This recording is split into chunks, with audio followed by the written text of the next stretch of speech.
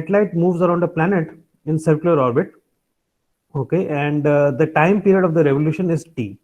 So if the same satellite is taken at an orbit of radius 4 hours, so what you have is you have two situations. So the time period of the first one is again we can use the formula for time period 2 pi r by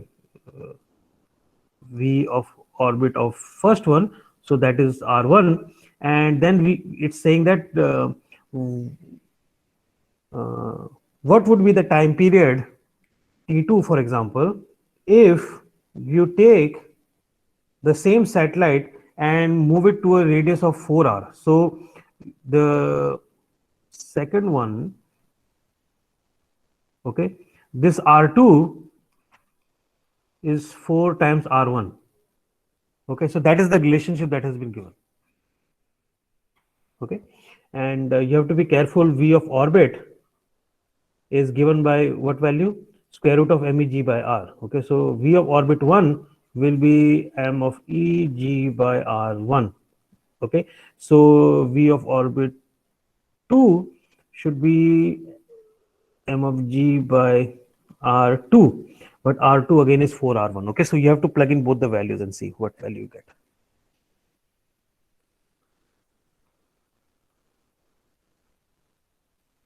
So you will get some factor here T2 in terms of T1. Okay, so try to see what value you get.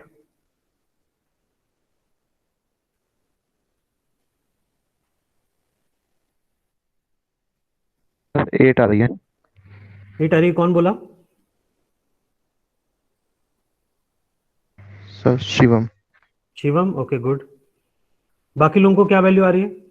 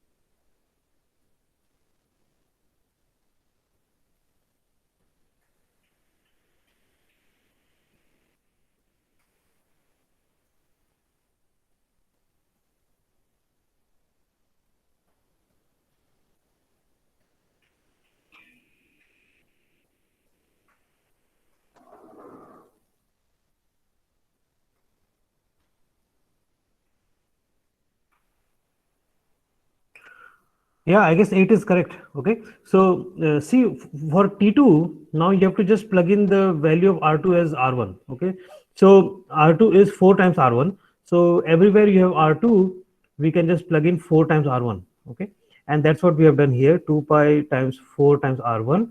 And then you have the V orbital 2, which will be square root of MEG divided by 4R1. Okay, so you have a square root of 4 here, which I have taken in the numerator, and you get an expression like this, 2 pi r1 divided by square root of MEG by r1, and the remaining factor is 8, which is this 4 times this square root of 4 is 2, so you get an 8 factor here, and this entire first expression 2 pi r1 by this term is v which is v orbit 1 is t1. Okay, so you get t2 is 8 times t1. So that is how your time period changes. Okay, so if you move to a radius of 4 times the original one of your orbit, then your time period goes to a factor of 8. Okay, we have a bullet that is fired from the moon's surface and it is fired vertically up with a speed of 1.5 kilometers per second. So the question is asking you, will the bullet be able to escape moon's gravity? Okay, so as I mentioned, this is the formula, right? That we have to use. We already, if you remember, the small g acceleration due to gravity on the moon is about roughly 1/6 of the gravity on the Earth. Okay, so we know this. So we can roughly estimate that this will be around 9.81 divided by 6, which is about 1.63 meters per second square. Okay, so there we go. So we know this small g is related to capital G in the form that it is g times m times r, right? So that is what it is. So you have the gravity of the this is the universal gravitational constant. This is the mass of the moon. This is the radius of the uh, uh, moon square, right? So now remember, this is radius of the moon because if this is the moon, somebody is standing on the surface of the moon and shooting the bullet up, right? So the value of r that we have to use is the radius of the moon. Okay, so all we have to do is now if we calculate v escape velocity, it will be square root of 2 times this value 1.63, which is just this factor, right? So we have square root of 1.63 and remember this is r square. Okay, so if that is r square, then we have to take that into account that there will be another factor of r in the numerator, right? Because what will happen here, let's back up a little bit. So if I write this term as gm of m by rm, and then I put an extra r in the denominator, then I have to include a r of the moon on the numerator. Okay, and this factor here is what is 1.63. So I will get root 2 times root 1.63 times the radius of the moon, which is the square root, which is about 1737 kilometers. Okay.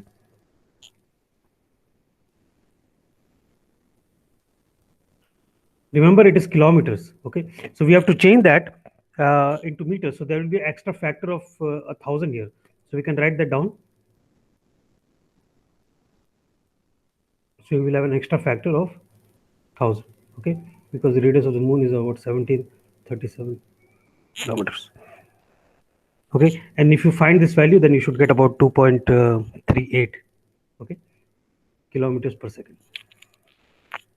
All right, and of course the speed that we are firing is 1.5 kilometers per second, so the bullet will not escape.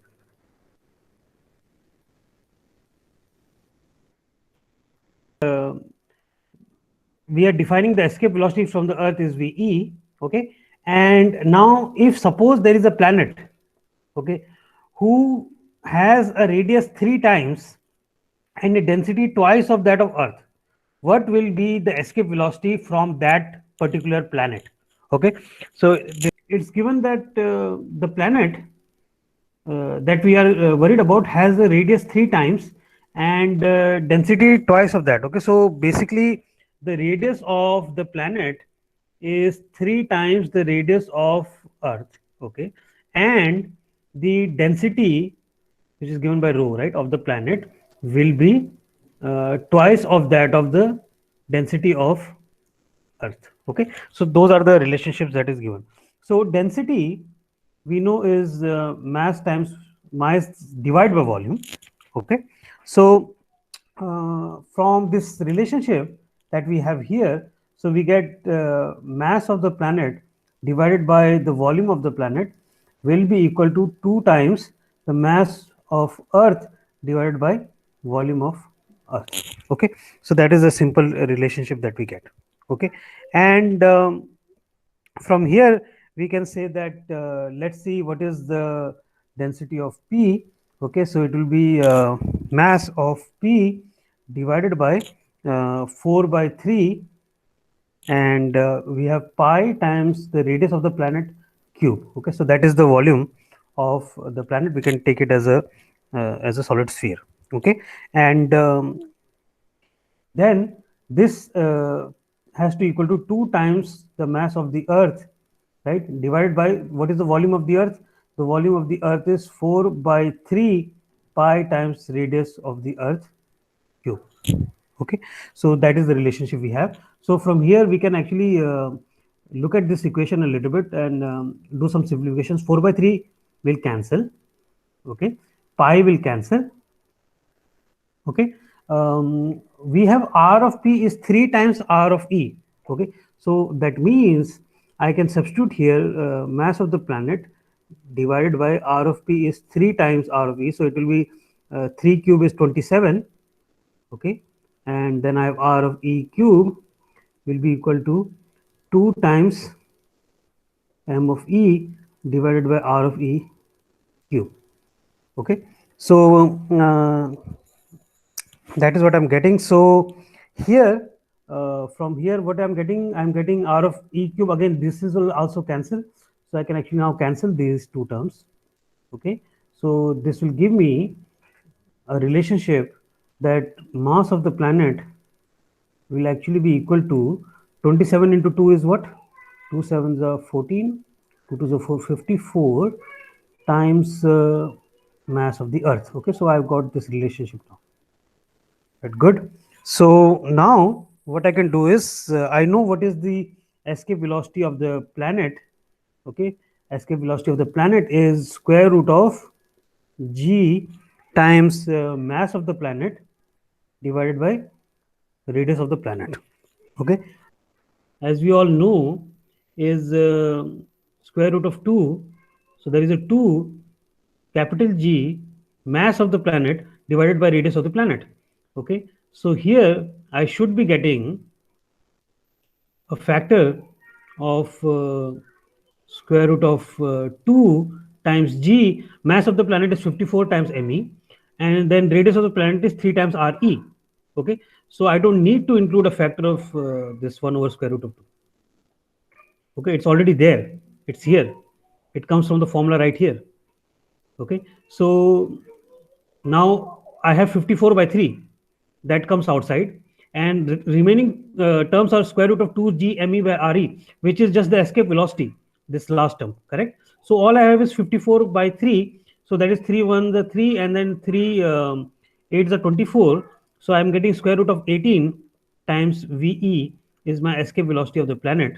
Okay, and that is your result. So you can simplify this and write it as 3 square root of 2 times velocity of escape of the Earth. Okay, so that is the relationship.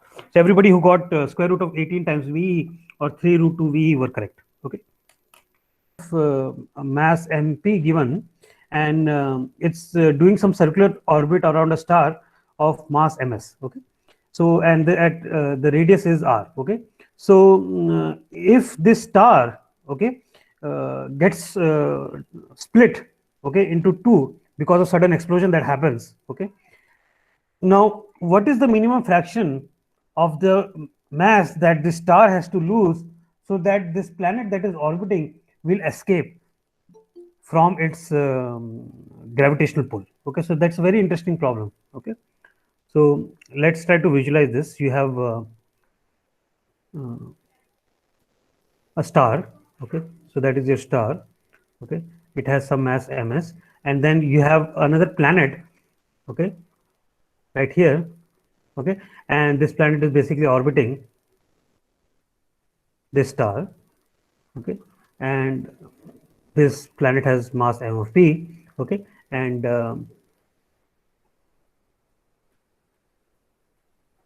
this right here is the radius.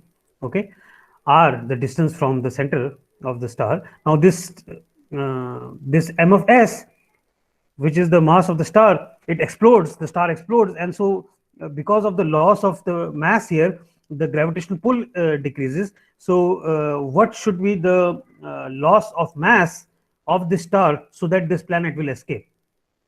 Okay, and it will escape to infinity. Okay, so sorry, so that is what we have to calculate, because it is a generic problem. we don't actually need the exact value of the mass of this star, and we don't actually need the value of the mass of the planet, or in fact the radius. That is what the wonderful thing is about this problem, that it applies to any planet that is orbiting any star. Okay, and if any star explodes, then what will happen? If it loses some mass, then what will happen to the planet that is orbiting? We have to realize is this planet is orbiting this star. Okay, so what is the velocity of this planet when it is orbiting? Okay, that velocity is the orbital velocity, and we know the orbital velocity is just capital G times the mass of what? Mass of the star divided by this value given r. Okay, now what we are saying is something happens to this mass, so there is a change in mass by some factor.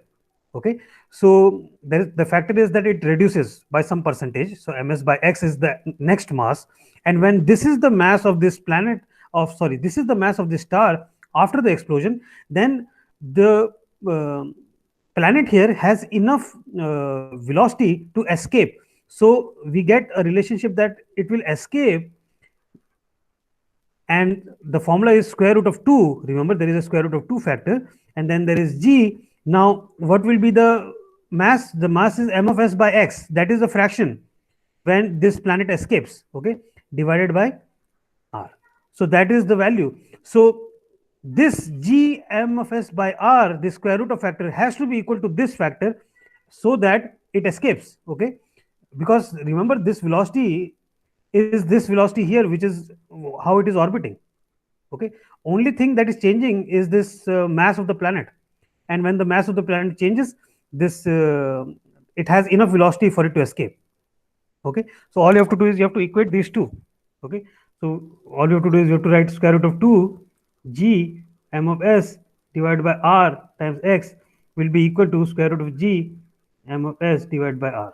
Okay, and then of course you can see that a lot of things are cancelling. G, m of s and r, they cancel.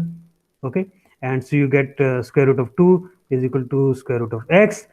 That means x is equal to 2. What does that mean? That means the mass has to be 1/2 of the original.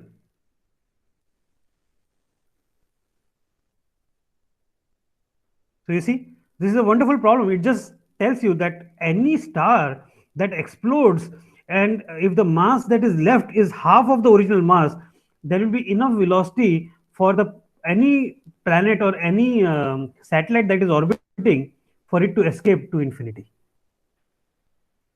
When that a particle is experiencing a force field, okay, so we have to find the equilibrium position, right? So at the equilibrium position, what happens? The force, net force, will be 0. So that's all you have to do. You have to plug in the value where this force will be 0.